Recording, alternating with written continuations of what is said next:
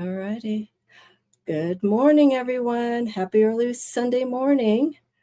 I hope you are all doing good. I'm Amy, the Mystic Rose Tarot. Hello, Julie. Hi, Patrick. Athen and I were just talking about you before going live. So thank you for joining in. We have some time with Athen Chimenti, who is the creator of Mastering the Zodiac here on YouTube and also on his website, as you can see there, masteringthezodiac.com. We are going to touch upon, or I should say, Athen is, we're going to just have him touch upon the simple, basic understandings of true sidereal astrology. I have a lot of questions here, but I'm going to give Athen the platform. I'm going to ask him questions. And if there's time towards the end, we're going to wrap this up a little bit before 10. I'll take probably one or two questions. We're just going to free flow with this and see as people come in, questions, any comments. Let's put them off towards the end because I want to take this opportunity to have Athen share his knowledge with us and have a pen and paper ready because I have one right here with me, ready to take notes. So Athen, when you're ready, come on in. You can unplug, introduce yourself, and thank you for coming here. I really appreciate this very much.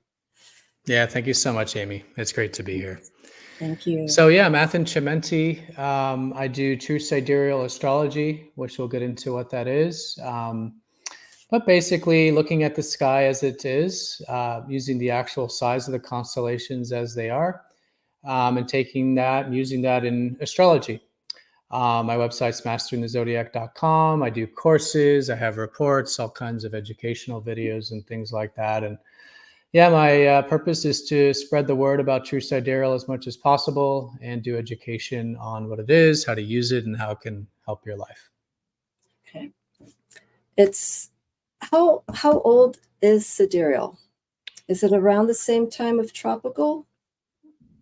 Well, no, actually. So tropical was established 2,000 years ago. So this would have been towards the end of the Roman Empire in the West. Sidereal, let's say in general, has been practiced traditionally with India, so Hindu astrology. And this goes back arguably tens of thousands of years, depending on when you're dating some of these texts and such. But true sidereal is essentially looking up at the sky and seeing the actual constellations. And it would seem like that's what astrology should already be. But unfortunately, with even the Hindu or Vedic astrology in India, and also in the Western astrology for the past 2,000 years, what's called tropical astrology. With those systems, unfortunately, they're using a simplified system. So they've taken the constellations in the sky and they've basically made them an even 30 degrees for all the signs. But in the sky, the constellations are all different sizes. So you have some that are very large, like Virgo, some that are very small, like Cancer, and they are not, an even 30 degrees like that. So when you are dealing with a generally mainstream system, like in Vedic astrology or in tropical astrology, you are dealing with an even 30 degrees for the sign system. And so this is all very new. I believe it came out for the purpose of calendars, possibly also with astrology, but there's a lot of evidence to suggest that this was mainly done for calendars and clocks because it's hard to have 1 o'clock larger than 2 o'clock, right? Yeah. And so we would say a lot of this modern astrology that we're using in the West comes from pre-Babylon. So we're talking about 5,000 years. We've been using this sort of modern, this kind of natal type of astrology. But tropical specifically, we would say has come out over the past 2,000 years. And that's what we've been using throughout the Middle Ages and what we're primarily continuing to use today in the West. So tropical is a newer form of astrology. It's a modified form of sidereal. Is that how I could understand? By definition, tropical and sidereal is the dichotomy. So um, I would see it as you have the actual sky, and so what I'm calling true sidereal, or you might just call it astronomical astrology or the astronomy, the actual sky, and then from there you could say it kind of forked around 2,000 years ago, where regular sidereal continued to use their version of the true sky, their even 30-degree sidereal system, and then the West used tropical. So that's where tropical was born.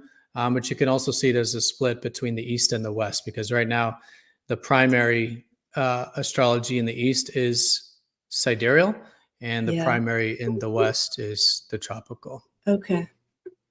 Yeah. So it's basically based on the location of where the systems had first evolved, and then from there Yeah. they went. Culturally. Yeah. Yeah. Because I know Yeah. there's in one of the books that I was reading that the different cultures, Eastern, Western, and the countries within those hemispheres or areas, they have different names for the stars, and the stars Mhm. seem to be associated with their culture. So what we would Mhm. know as Apollo, in another country, they would give it a different name that's representative of their own culture. And I thought that was very interesting. They're still following the astrology, but they're giving it a name that they can associate it to either a god or goddess of their own culture, which I thought was very, very fascinating. I think Yeah, and that's useful. there's tons of sky cultures out there. Yeah, going back thousands of years, tons of them. Yeah. It just so happens that whatever was created in this pre-Babylonian time regarding the zodiac as we sort of know it now, so the Aries, Taurus, Gemini, Yeah. this is what is used both in India today and also in the West today. So we're using the same sky, what's called the sky culture, which is determining, what the zodiac signs are and what they mean. But we're just using it in different ways, basically. Yeah. Yeah. I think maybe that's where the confusion may come in, because we have different perspectives coming from different areas around the world, and they're making the astrology their own. They're still following the path, of how the signs and the sun and the planets travel, but they're giving it different names. They're giving it a different kind of um, uniqueness, so it's related to their own culture. That's right. Yeah. So I think that's like from Egyptian to Arabic. I just thought that's one of Mm-hmm. Asia as well, since we're in the Mm-hmm. year of the dragon. Um, okay, I think I sidetracked a little bit with these, so my apologies. Um, let's jump to the dates. Okay, we have different dates, even within sidereal. Tropical, we have the fixed dates, but even in sidereal, true sidereal astrology, we are still seeing that there are a difference of dates. I know on your channel, I'm going to bring this really quick. Excuse me here. Mm-hmm. I know if you could see this here. Mm-hmm. So we have these different dates, obviously for tropical, but you use a system called midpoint. Then there's a Lahiri, Lahiri, for sidereal, Eastern Indian, Fagan Bradley, the astronomical dates, IAU. As someone who is exploring this, what's a good basis for someone who wants to explore sidereal? What dates would you feel, or how could you guide someone to better understand where to go with this, just with the dates?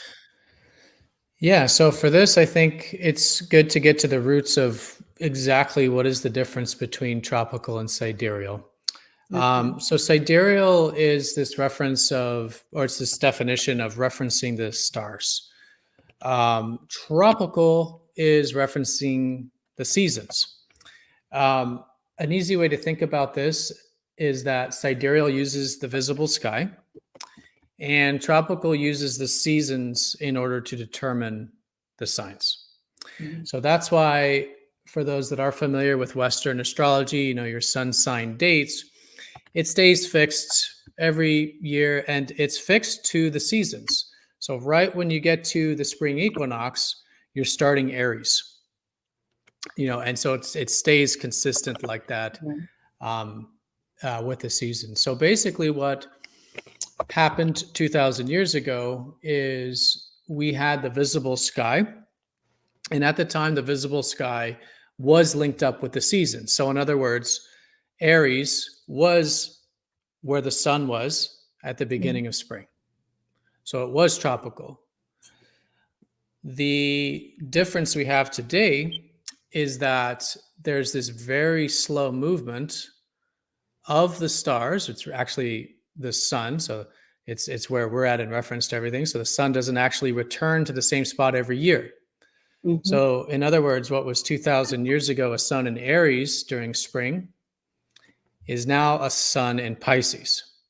And this is due to what's called precession, which is a very slow movement of the stars relative to the seasons, So, when you have a tropical system or a seasonal system, it stays fixed. It's always going to be Aries on the spring equinox.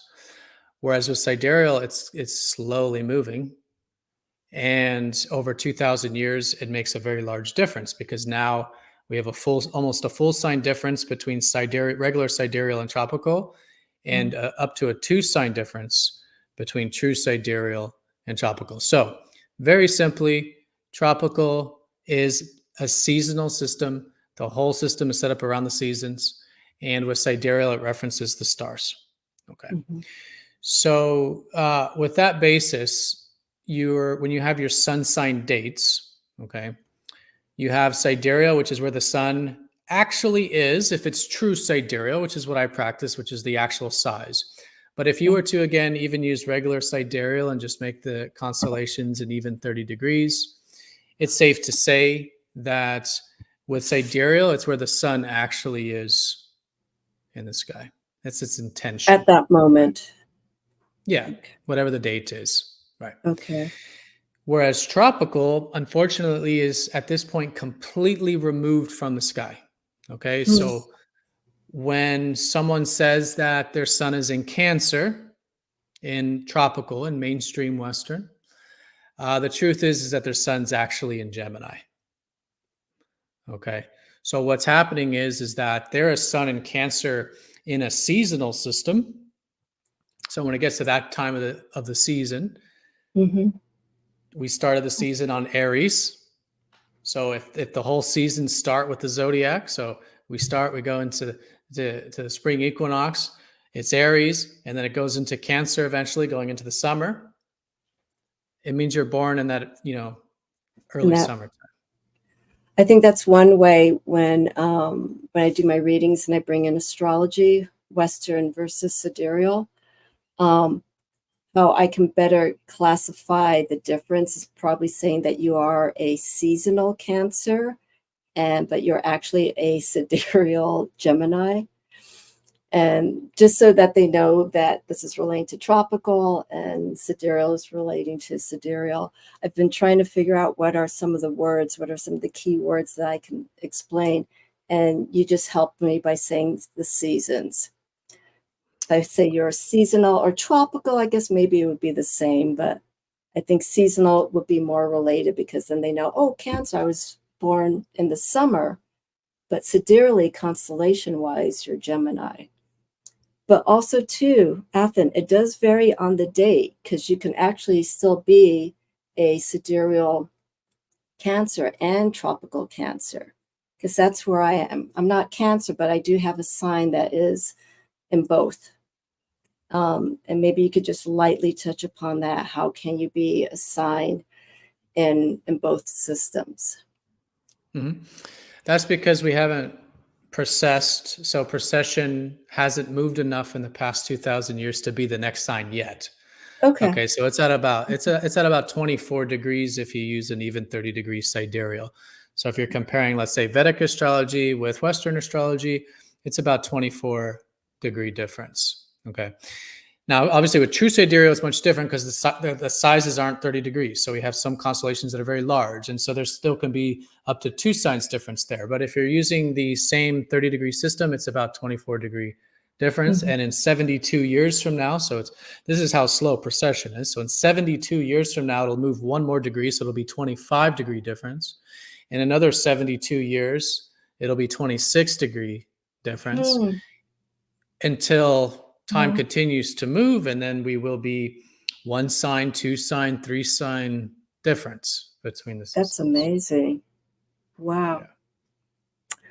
Yeah, it's just fascinating just to see how in time, if there is humanity on this planet, that they'll look at this thousands of years, they'll find it somewhere in a time capsule, and they're like, what are they talking about? This is so historic, and they're in a different kind of system. Just how, we look back in history and we just go, wow, that's so fascinating.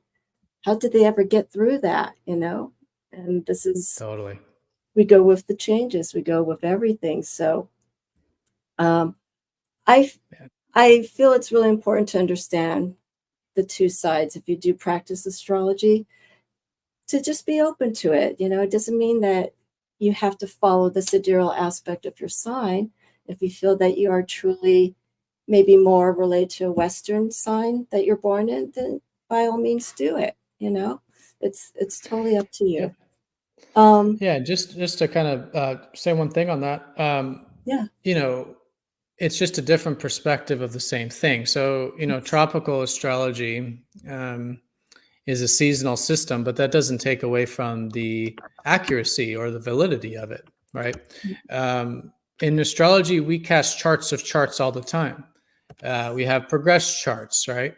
We have these derivative charts, these charts of the charts. And that doesn't make the derivative charts any less accurate. It's just that you're looking at it from a particular angle.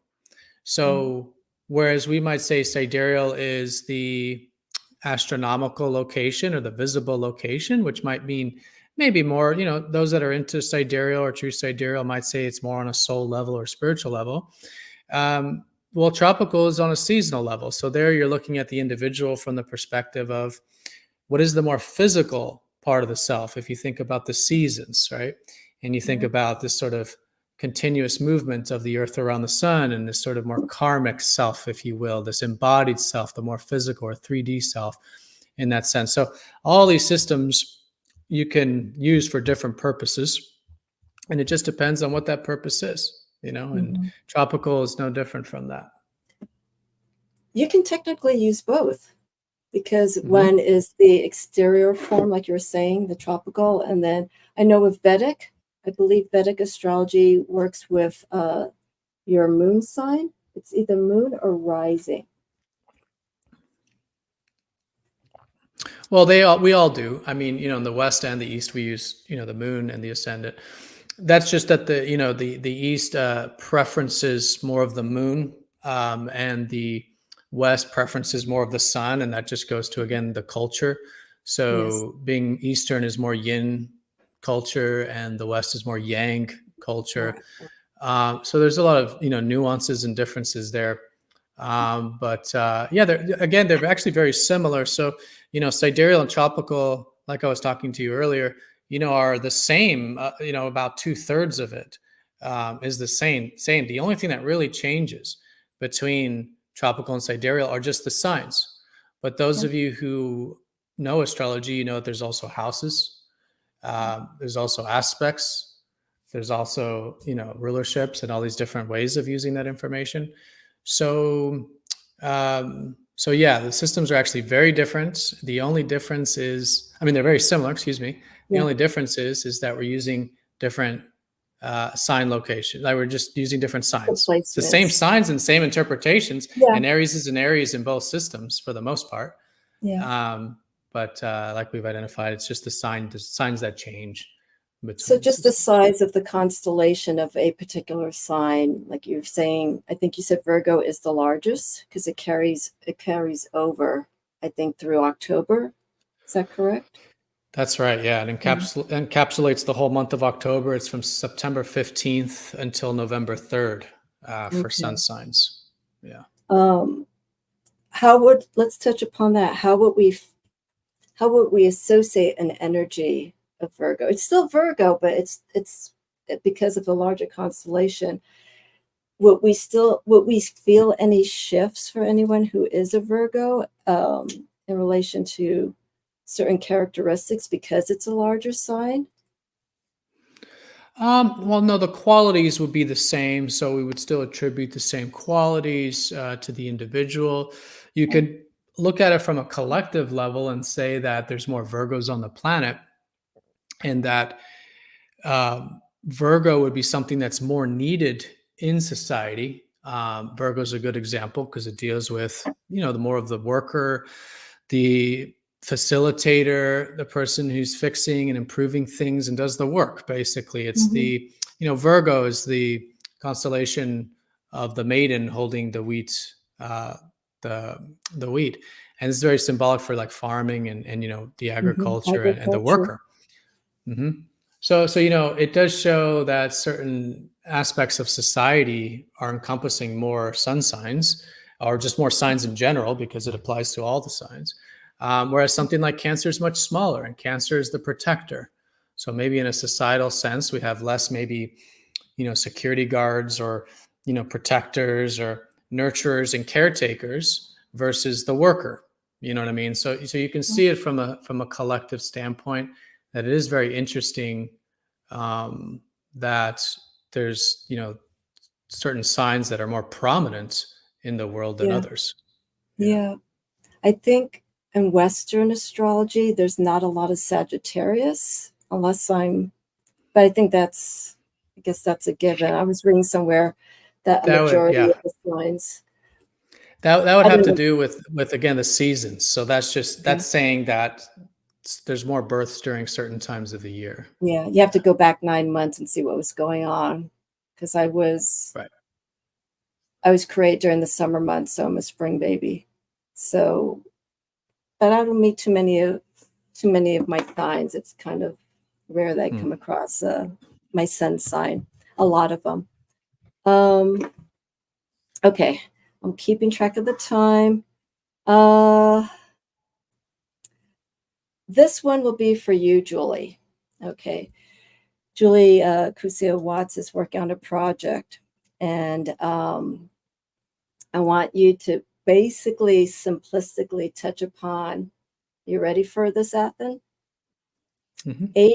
The age of Pisces versus the age of Aquarius. Mm-hmm. Yeah. Yes. So you know how we said there's 24 degrees difference, Yeah. right? So that applies to the ages as well.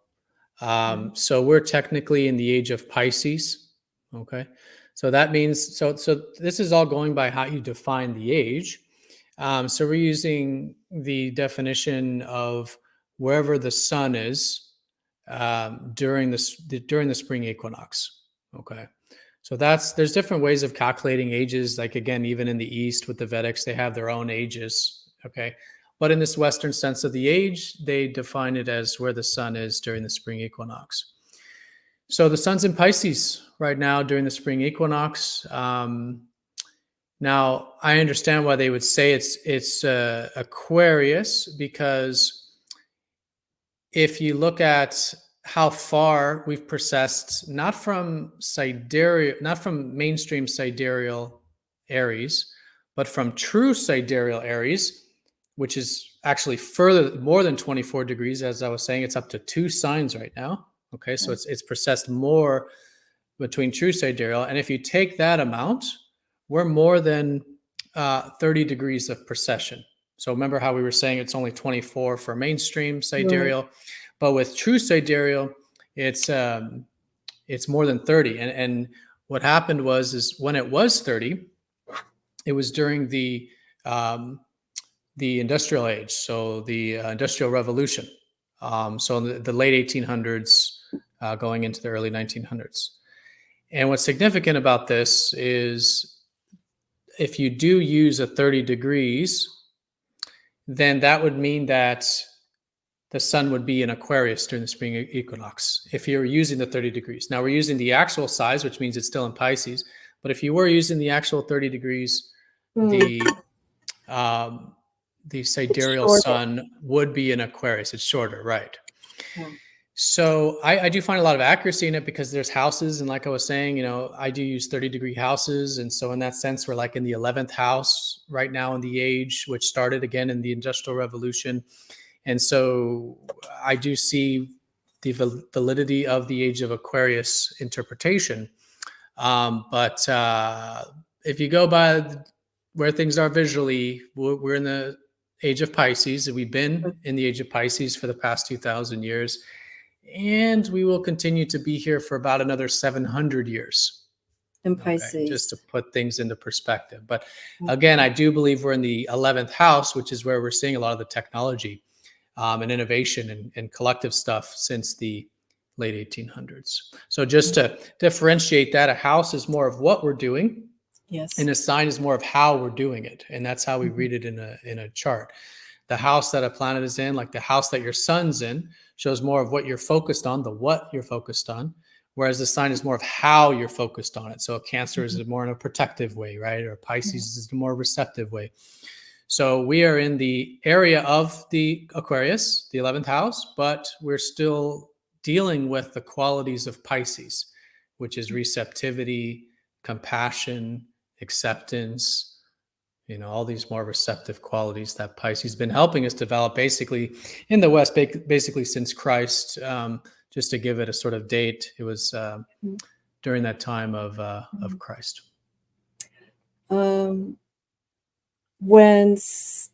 astrology first started, sidereal, when it was first being calculated and put together, what age were we in? Which the mainstream sidereal or true sidereal? Just astrology in general. Is that possible to find the actual age of when astrology first came into play? Before I see. Yeah. So it is hard to say because we don't really know. But if we do use the Zodiac as we know it today, this would be that pre-Babylonian time. Okay. So this would be 5,000 years ago, which places us somewhere in the age of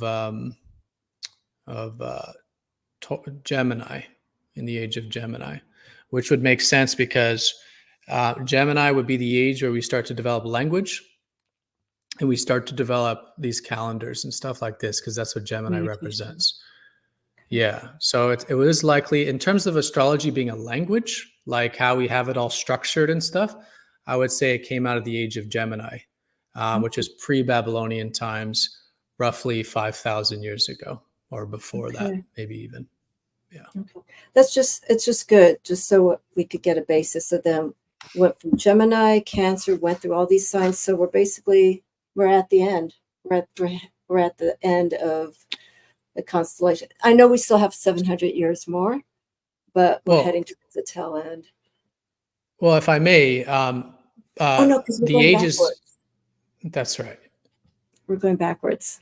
Yeah, the ages move backwards. So we went from, let's say, the Gemini to Taurus to Aries, and then now to Pisces. Yeah. I have to keep remembering that, because that's why it's like, okay, we're at the tail end, and then it's like, no, we're going backwards. We have to think. So in a sense, we've started. Yes. In a sense, we just started a new, processional, 26,000 year cycle during recent. during the age of Christ and also Buddha. You could argue that too in the East. Yeah. Okay. All right. We're only a few minutes left. I knew this was going to happen, but make the best of it.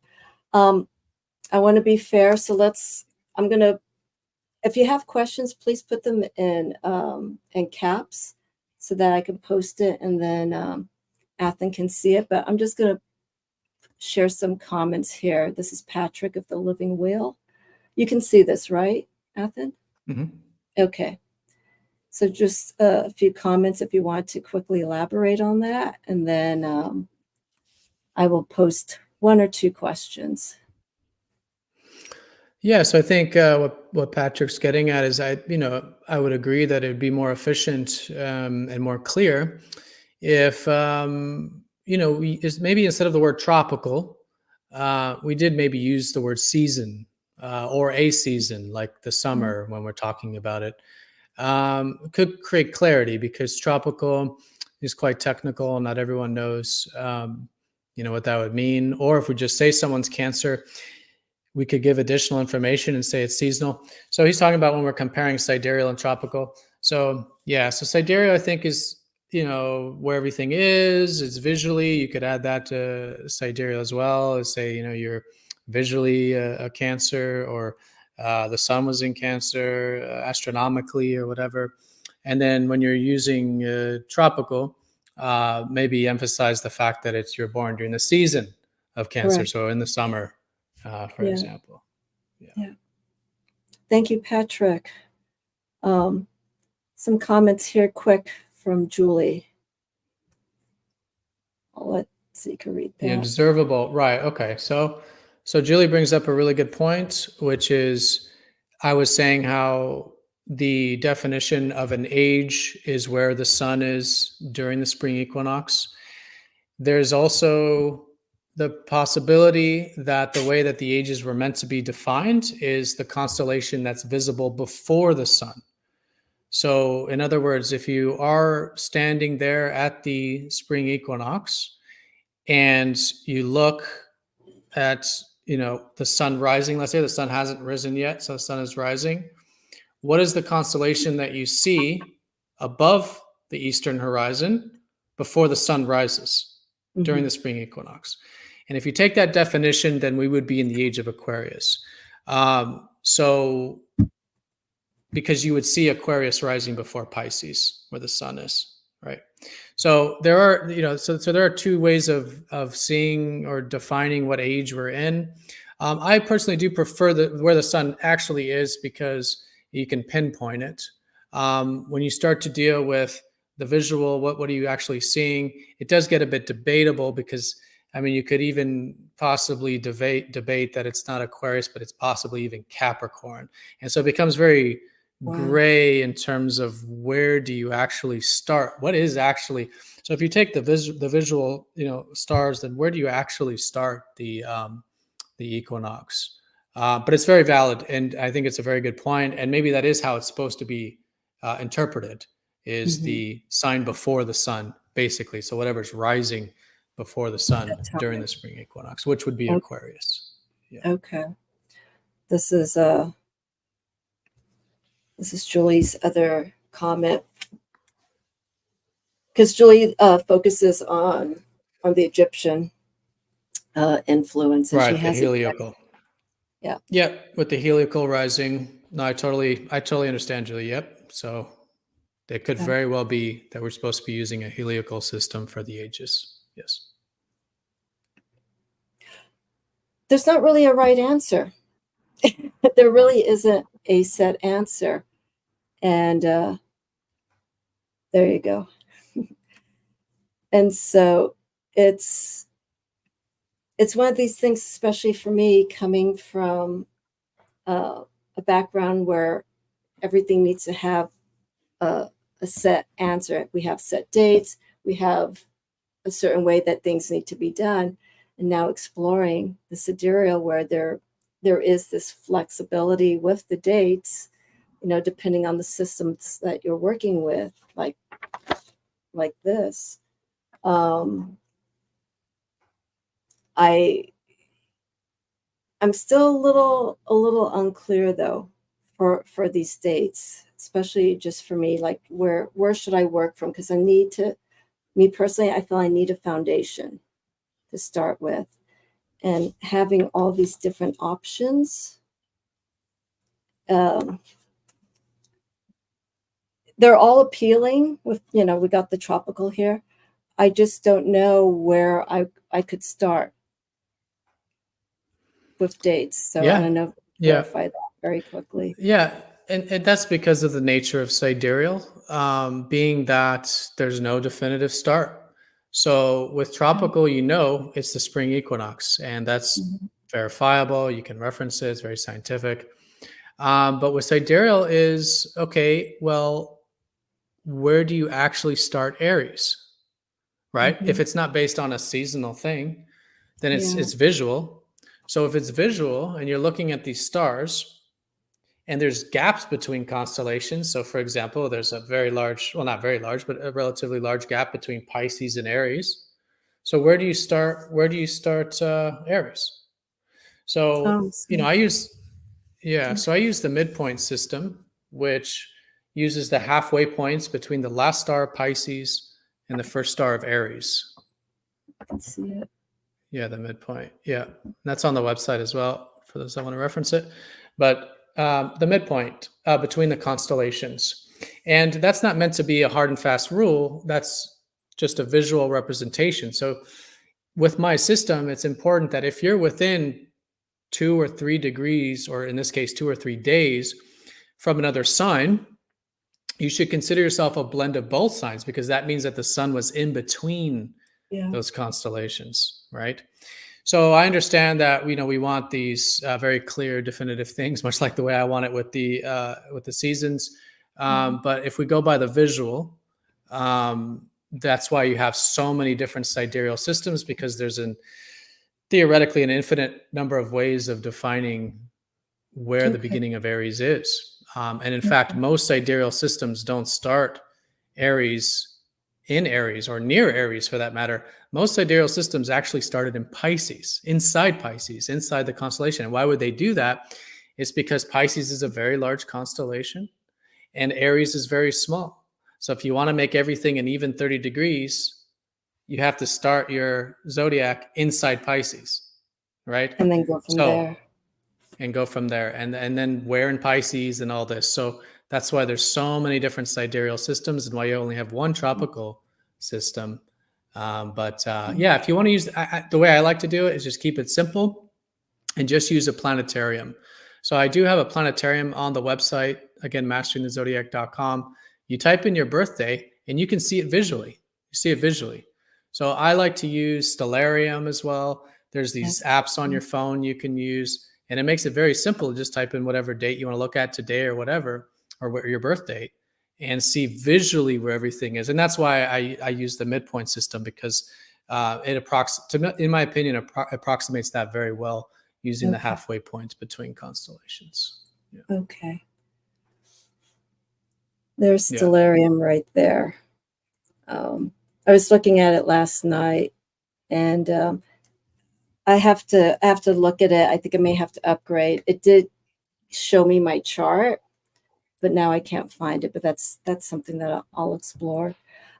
Yes, Julie, I know about the astronomy apps that you've made mention of to check out. Um, I'm going to go here with Patrick. Any other questions? Just one more question, and please put it in caps. If you want to continue with comments, I'm going to post them here, and just look up. Yeah. So I agree with Patrick there. I mean, for calendars, we need, and clocks, we need exacting. Mhm. Um, but I think for something like astrology, which is basically astronomy, in my opinion, I think the best thing is to just visually look and see where everything actually is Mhm. or was. Yeah.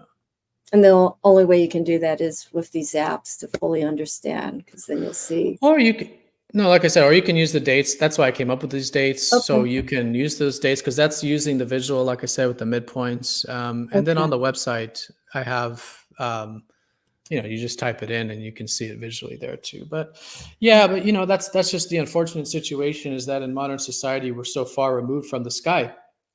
We're in these houses, we have all this light pollution. Whereas, traditionally we were in the campfire at night and we were having these bright stars in the sky, and everything was very visual. Mm. the access to anything that we need to know was just by looking up and just understanding and looking at the changes, logging them like Ptolemy did and other astronomers, just watching the patterns, the shifts. We're so relied on stuff like this, nowadays. But it's still a tool, and that's very important. So it's much more accessible now than hundreds of years ago, obviously. Yeah, for sure. Okay, I have a question for you. Okay, so that's a particular placement. So I'll answer this a little bit more broadly so everyone can benefit from this. So you have nodes, specifically the lunar nodes in this case, which are, in my opinion, are very important and very powerful things to read in the chart. They look like the horseshoe looking thing in your chart. If you've seen them, again, you can check out the chart calculator to find where yours are. But you have the south node, which is like a U, and you have the north node, which is the opposite, like that, like an N. And these are showing your life path, and extremely powerful. I almost exclusively use these now in my readings. They're so powerful. But you want to read your south node as where you're coming from on a soul level. What are you resolving from what the Hindus might say is your past life? And it's a very important area to take a more yin approach, meaning to accept and receive from life in that area. Okay. So to use Ram's chart here as an example. So if his north node is in a fucus in the 9th house, it means that his south node are in the opposite areas. Okay, so south node's more than likely in Taurus, and his south node's in the 3rd house. So his past life, he's probably a very practical person, very scientific. Everything was verifiable. Probably dealt a lot with, more left brain activities. And so that's better for him to take a more yin approach with, to make peace with and accept how those things are, and focus more on the right brain, where the north node is in the 9th house, which is more of the abstract world.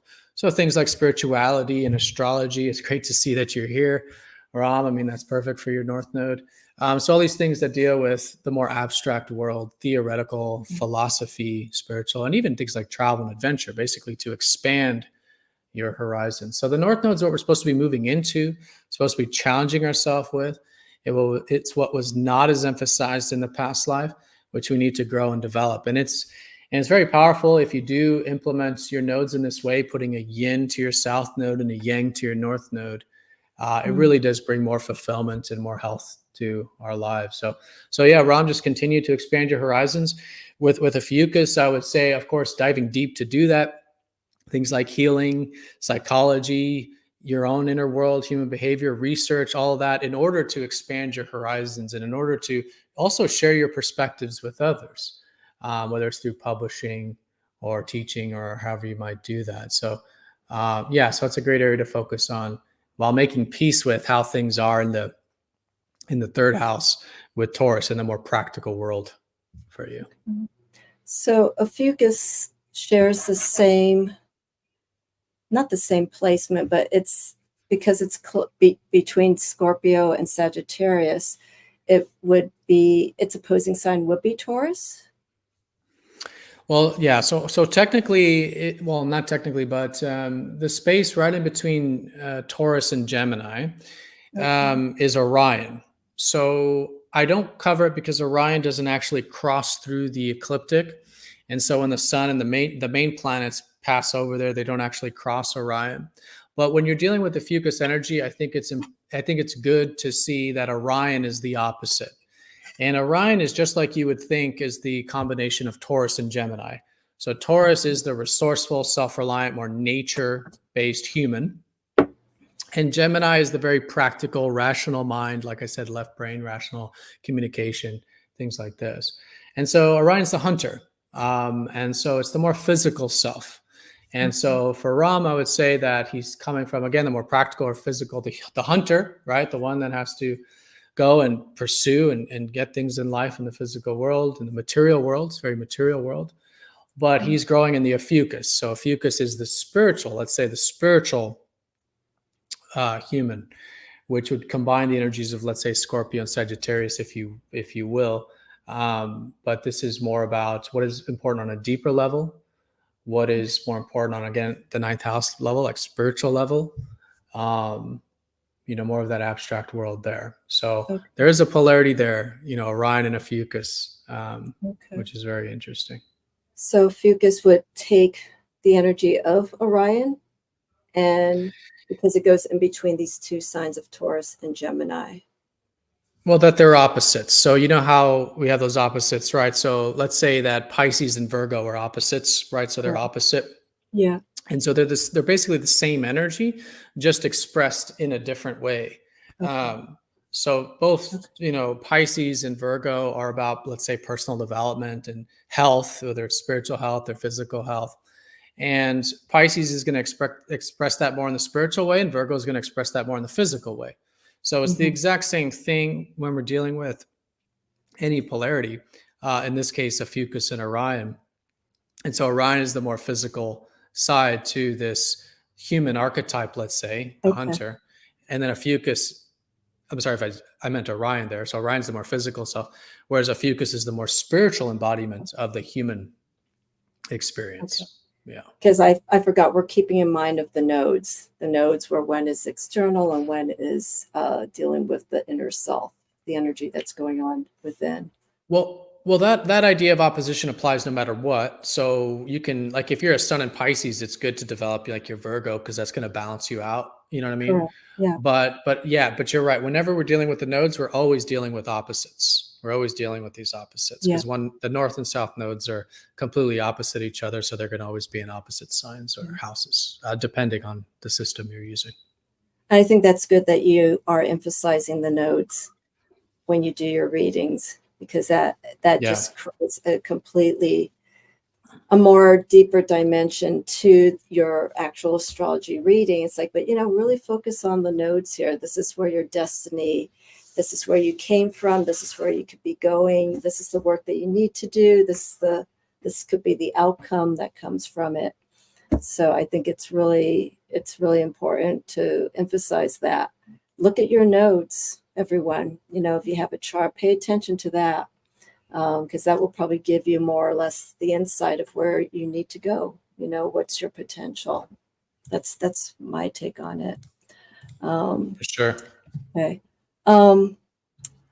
I should cut off here because Athen does have has a commitment afterwards. So I want to thank everyone. I see, Ram, that you did ask another question. If you can reach out to Athen, maybe via email, and maybe you could discuss that further with him. But I want to be respectful of Athen's time, and I don't want to hold him up any longer. So I want to thank everyone. I'm sorry, I wish this could be longer, but I'm just grateful just to have Athen here and just spend some time with us to chat and give us a general basic overview of the sidereal. He has courses, and he has you have an app, you have software to actually follow the sidereal. All that's on the website. So it's a wonderful resource to go to. So if you want to expand and explore the other side of astrology, I highly recommend Athen. I'm not paid to do this. I'm not endorsed or sponsored. People I bring into my channel, I bring in because they have quality products. They have knowledge that I feel is very important, and I want to share it with people. So again, Athen, thank you so much. Hang on for a second as we sign off. And everyone who listened, thank you for being here. Please subscribe, show support for Athen. He has Instagram. I have all his links on in the description. And reach out to him. He does readings too. Are you booked out right now? Are you accepting readings, or are you? Oh yeah, no, I'm accepting readings. Yeah, just a week or two out. But I wanted to, offer a discount to your audience if you want to report. So I recommend just going to the website and viewing the sky, like I was saying, and see if that resonates. And there's also a mini report there. But if you want the full report, I can give your audience a 50% discount on that if they go to masteringthezodiac.com/report-discount. So that's Okay. /report-discount. And you'll get the discount if you want it. But yeah, all the resources are on the website. And Ram, just to answer your question real quick, yeah, that is correct. Chiron and Pluto are the rulers of Ophiuchus modernly, and if you want to use it traditionally, the ruler would be Mars, actually. So Mars would rule that part of the sky traditionally. But yeah, thank you so much, Amy. It's been great. Okay. All righty. Okay. Hang on, Athen. Again, thank you so much, everyone. I have another guest tomorrow with Anna's Breath. I'll be here tomorrow at 11 o'clock. Everyone have a great weekend, and I will see you all tomorrow. All right. Thanks for the support, everyone.